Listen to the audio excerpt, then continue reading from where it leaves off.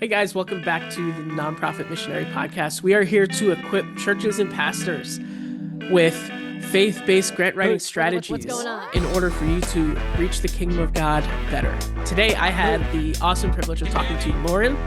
He is a church consultant talking a little bit about some mission and vision statements, and I think it's just so important to kind of tune into what you do best. So let's take a listen. Hey guys, welcome back to the Nonprofit Missionary Podcast. I am here with Loren. How are you doing this morning, Loren? Good, thanks. Looking forward to having this conversation. Yeah, absolutely. So let's start with just a little bit about yourself. Tell people about who you are, what you do, how'd you got into what you're doing. Yeah, thanks for that question. Yeah, so currently I work part-time as a chaplain and as a ministry consultant. Part of that decision has been my wife. I've married with two kids, and kids are both school age. So try to do something where it was good for family and also allowed me to kind of pursue some of the things that I'm really interested in too, and made some different decisions. And so fortunately, I've really been able to kind of pare down some of the things I was doing and have some more time to focus on things I really like doing, which is talking about churches and nonprofits and how they can be more effective. Awesome. So let's talk a little bit about the work that you do with churches. What is your focus as a consultant? What would be your the main thing that you would tell every church, the thing that you would die on a hill for? Well, yeah. I'm glad you asked. I really try to say, I'm not a personal coach, in that, I'm not trying to, do personal coaching of, helping you be your best self. Not that there's anything wrong with that, but I think, one, the market is saturated, and two, I'm a believer in systems thinking that oftentimes it's not good or bad leader. Certainly a good or bad leader makes a huge impact on the health of an organization. But I believe that the systems are too often overlooked or ignored and can really be the difference between a healthy organization and can really tank what would otherwise be a good leader. That's so true. I feel like that's such a big piece missing with churches is the systems. Hmm. Um, why do you think so many churches are against systems? Is it just that they're not thinking about it? What are your thoughts on that? Well, I think it's many things. I mean, I just read a couple of different books. One was Circle of Hope, which was about a kind of progressive evangelical church in the Philadelphia area. And they were really built on a big personality of a couple founders, like a husband and a wife. And that's often the case in a church where there's a key leader or a key family that really drives the church. In other instances, this was about a UU church, a book called Search, about a UU United, what is it? I forget, Universalist Unitarian Church in California, I think it was. And they had a very strict rule and they had very strict systems about how to find their next pastor, but they chose to kind of ignore them. And then really the theme of the book was it was to their detriment if they ignored them. So it was oh, we want to do something different. We want to kind of try to be outward thinking or outside the box thinking. But again, the book detailed going outside the systems they had in place that were good systems really became problematic in the end. Wow, that's interesting. So yeah, it kind of sounds like systems are good, but if they're taken to the extreme, they can be very detrimental. Right. I mean, it goes back to that saying, of course, we all think from Jesus, the Sabbath was made for humans, not humans for the Sabbath. So we don't live for systems. Systems are supposed to help us live better and healthier. But also if we're just kind of ignoring them, if we're just making the Sabbath optional, like Jesus would say, that's not good for us either. Yeah, that's really true because I feel like I have seen a lot in kind of both camps where it's they maybe not necessarily systems are the devil, but Hmm. we don't need systems because we've got the Holy Spirit and the Holy Spirit guides us and everything like that. Right. But then also there are some where it's if your church service goes 1 minute over an hour, then we've messed up. I think it is really important to find that balance in there because I mean that's what like you said, that's what the scriptures teach, especially with Jesus talking about like the Sabbath and so many other things. Um, let's talk a little bit about some like mission focus. We had talked before, and you were saying that not churches can't be all things to all people. Can you unpack that a little bit? Yeah, I mean, I think maybe 20, 30 years ago, or certainly during the heyday of church in America, say the 60s to early 2000s, so 50 years, you know, there's been different sizes of churches, and the prototypical like program size church is what it was called, where you could offer many different kinds of programs to many different kind of people to attract whoever you wanted to attract, because there was the giving levels, there was the critical mass in the congregation, but more and more like it's just hard to sustain that, if anything, because of finances. And churches are finding themselves spread too thin, whether it's overworked volunteers or overextended staff or just lack of finances. And I mean, it's hard to kind of narrow yourself down and say like, hey, we're not gonna reach out to a certain population group. But I don't think it has to be seen as detrimentally. You can still like affirm that a certain ministry or population group or whatever is an important focus. You can just realize like, hey, that's not where we're being called to, or we don't have the resources for it. But we're gonna love and welcome them and serve them as best we can. But while also saying like we feel particularly called to serve XYZ. Yeah, I agree. Because, like, I understand the heart too, where Mm-hmm. you really, really want to reach everyone because anyone Right. that's coming through the door, it's someone that Jesus loves and they need to hear the gospel. Right. And also, it is really challenging to have six different programs for a congregation of under 100 people. It's just really Right. hard to pull it off. Right. And I think that's how can churches figure out what works best for them? Because there's a lot of different ways that you could go, but like, how do you figure out like this is what we do and this is what we're passionate about? I mean, I think of course prayer always has to be the foundational thing, is just praying about where the Spirit might be leading you. I think also talking to your congregation, talking if possible to folks in the community to see what needs might arise, and then just again kind of bathing it all in prayer and discernment around what what are we feeling called to? What do we feel like there's needs in the community? And then what can we reasonably do? Like it's great, like if if the congregation or if like there's a need for, I don't know, something like a new school building, like you probably can't build a new school building for your community. So maybe there's some small way you can help, maybe filtering it to something realistic and reasonable for your congregation. That's good. Um, yeah, and I think sometimes with like because I mean, especially you're talking like church leaders, also nonprofit leaders, there's that big visionary Right. mindset of like, this is what I want to do, and this is all the great things that are necessary, but maybe you don't have the capabilities of doing it. Maybe you don't have the resources, and it's important to kind of figure out where you kind of line. I feel like that's where a lot of the concept of mission drift kind of goes with. Yeah. Um, so talk a little bit more about like creating a mission statement for your organization. How important do you see that, and how can churches kind of hone in on that mission statement? Yeah, I think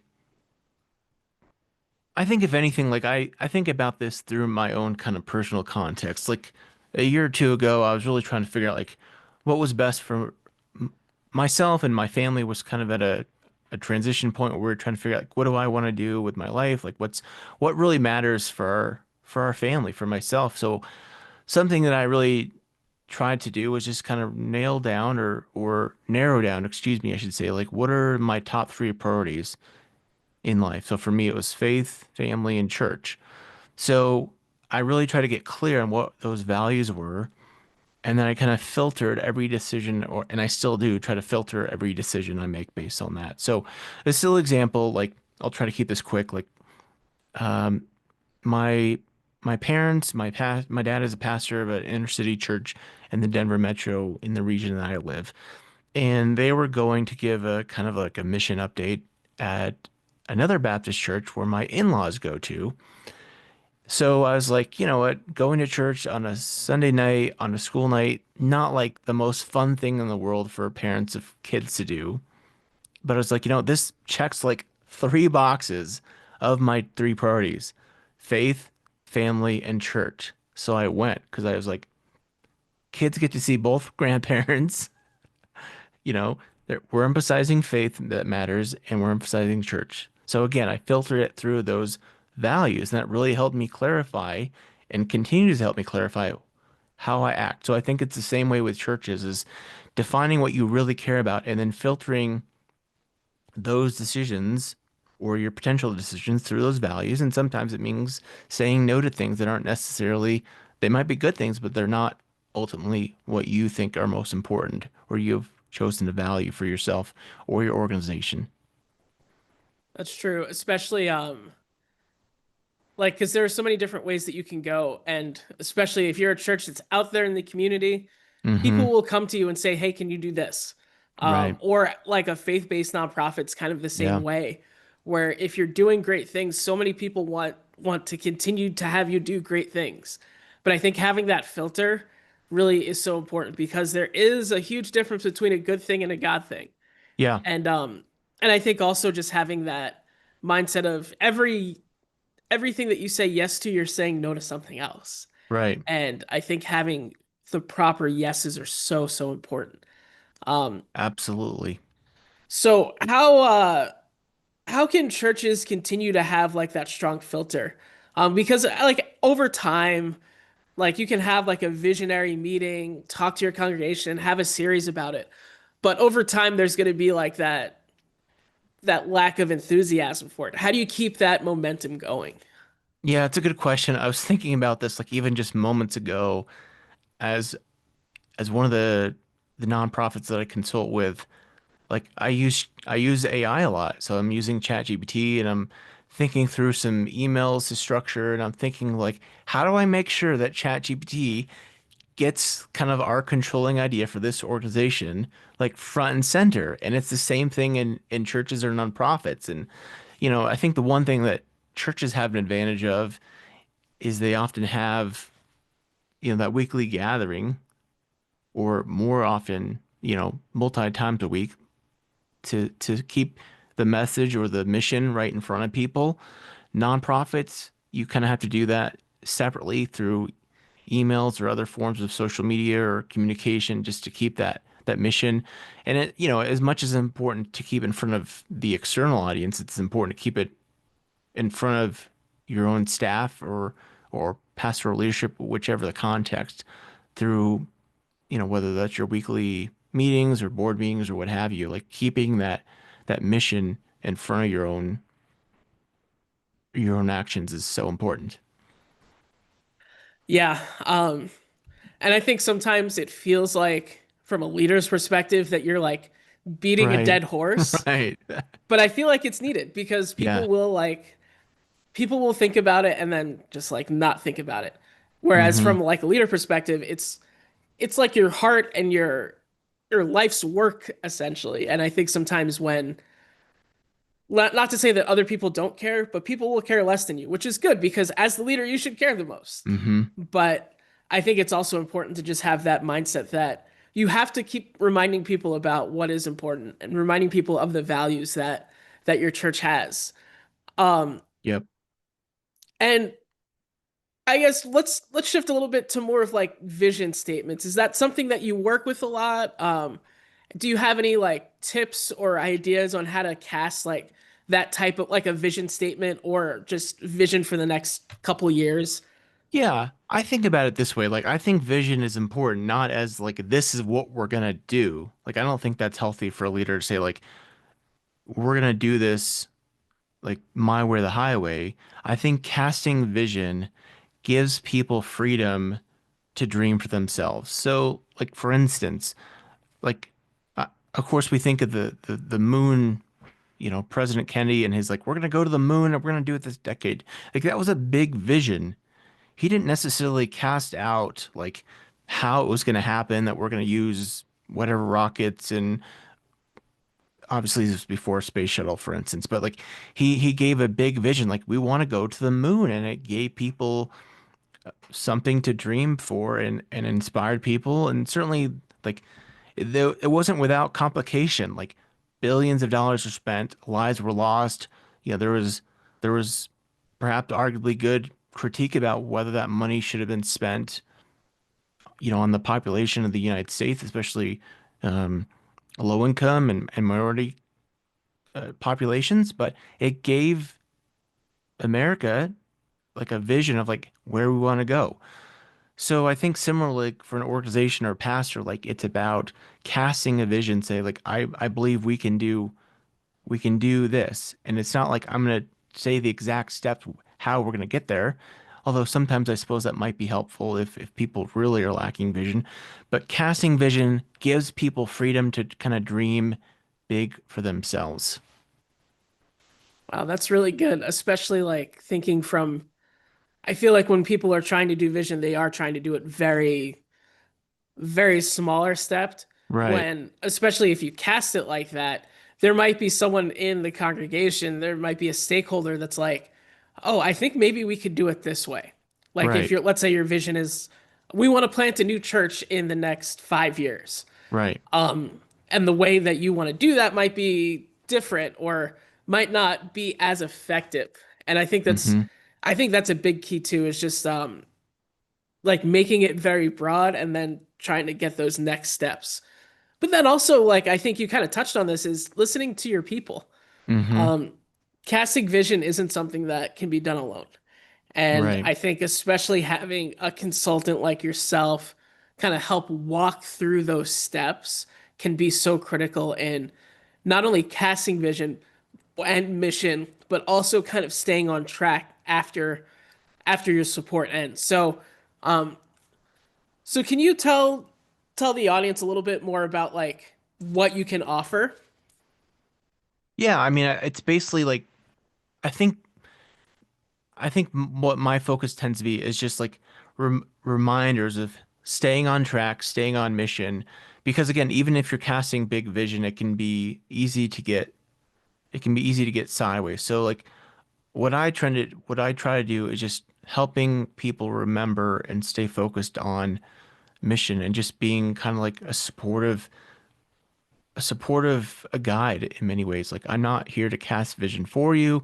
I'm not here to define your mission. I'm here to say like help you like get unstuck, help you think about and dream big, and then help you kind of create the systems that are going to help you stay aligned with that vision. So again, for instance, like everyone, cliche, right, has a vision at around the first of the year that I'm going to go to the gym and I'm going to get in the best shape of my life and I'm going to get healthy. Like that's a great vision. That's a great mission for someone, for instance. And I know I'm kind of interchangeably using those mission and vision, but like how they're going to get there is the most important step. So like it's great that someone has a vision to get in shape, but like they need some concrete, actionable systems to help them stay on track so that by time February rolls around, they're not just, for instance, clicking the snooze alarm or snooze button on their alarm and rolling over and ignoring their fitness goals.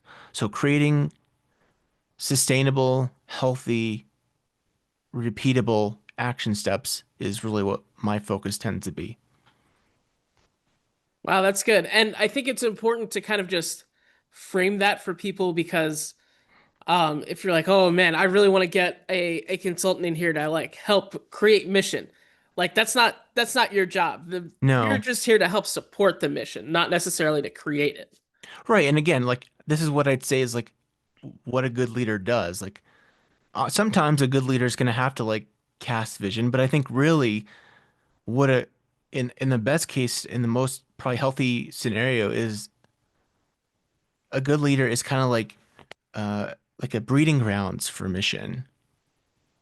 Like they're creating a hospitable environment for vision to pop up from the surface. And then sometimes they're going to have to offer guardrails or refinement and say like, hey, this is a great idea. Like, I always use a silly example, like when I was leading a church, like if you want to go start like a dolphin rescue, like that's great. love it, but that's probably outside the concrete, the context of our work here at the church, for instance. So there's got to be some kind of guardrails and refinement. But again, it's kind of creating a hospitable environment, if that makes sense, for stuff to flourish. Yeah, that's so true. I love the dolphin thing. That's hilarious. Um, yeah, and I think that's something as leaders, if you're looking, because I mean, we're getting towards the end of the year, and when you're looking at vision casting for 2026, I think it's so important to kind of keep those things in mind, because as you're heading into a new year, how are you going to progress as a church? How are you going to do what God has called you to do? Like, this is a good opportunity to just kind of take a minute to just say, where are we going? But Hmm. not so much where everyone has to go in exactly this way, but where do we want to go together as a group and kind of stay along the same route and along the same lines? Because we all have the same destination in mind. But Right. there's only been so many roads that we can take or that we're willing to take from our area. All right, so last question before I ask a little bit more about how people get in contact with you. What do you think are some of the biggest pitfalls when it comes to mission and vision? What do you think are some of the biggest areas that people kind of fall into that they shouldn't? I mean, I think the most simplistic, and we've kind of already talked about this, is just being spread too thin.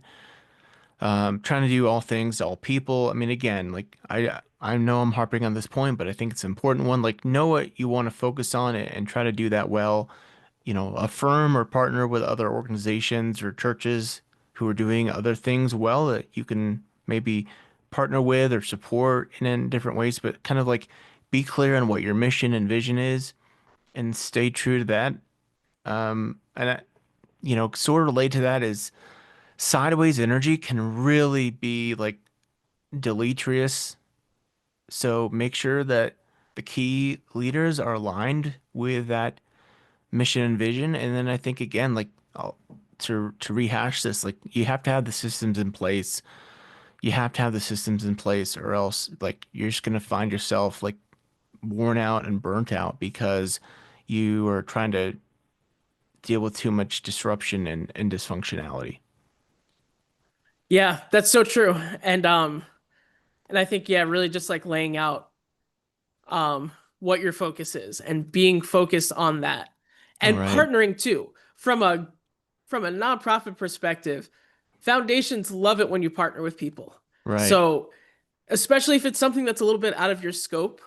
Like, you can partner with someone, do a collaborative grant, and there you go. You can get some funding to help with whatever you're Mm-hmm. doing. So, Yep. Yep. um, I love that.